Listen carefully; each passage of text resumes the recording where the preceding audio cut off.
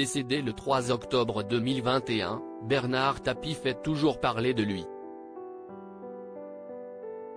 Son fils Stéphane Tapie s'est récemment confié au micro de Sud Radio sur la fois où il a dû livrer son père à la police.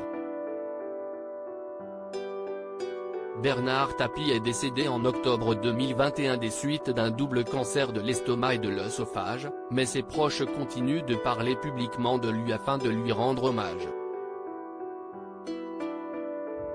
Son fils, Stéphane Tapie a publié le 12 janvier dernier Comment te dire au revoir, un livre autobiographique dans lequel il évoque sa relation particulière avec son père, mais aussi le combat de sa mère contre la leucémie qui a pourri leur relation.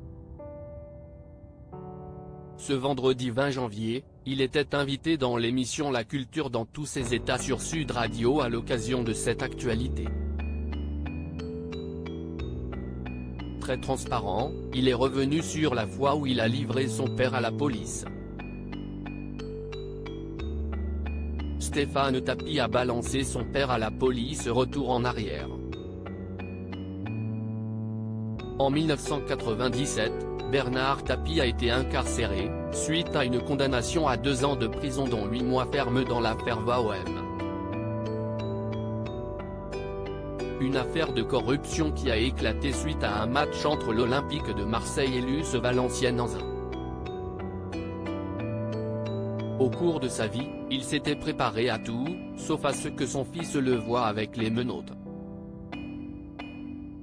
Et pourtant, si est bien Stéphane Tapie qui l'a conduit aux autorités. J'ai beaucoup culpabilisé, confie-t-il. Il détaille, pour moi, j'étais une balance. Il est parti de ma voiture, il est rentré au quai des Orfèvres avec les pinces. Une culpabilité qui continue de le ronger, même si l'homme d'affaires n'avait plus le choix que de se constituer prisonnier. Stéphane Tapie n'arrivait pas à lui rendre visite en prison. Pour moi je l'ai balancé, je l'ai emmené, poursuit le frère de Sophie Tapie. Si est-il la raison pour laquelle il a mis du temps avant d'aller lui rendre visite.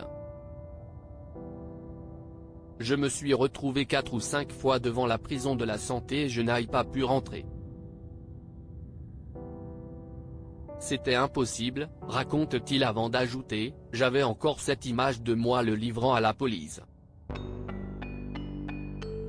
Quant à Bernard Tapie, ce dernier s'était préparé physiologiquement à être enfermé, il avait aménagé chez lui dans une cave, une cellule.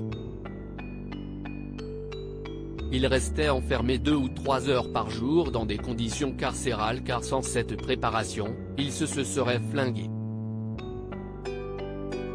À lire aussi ces décès qui ont poussé Bernard Tapie à arrêter de se battre alors qu'il luttait contre un cancer.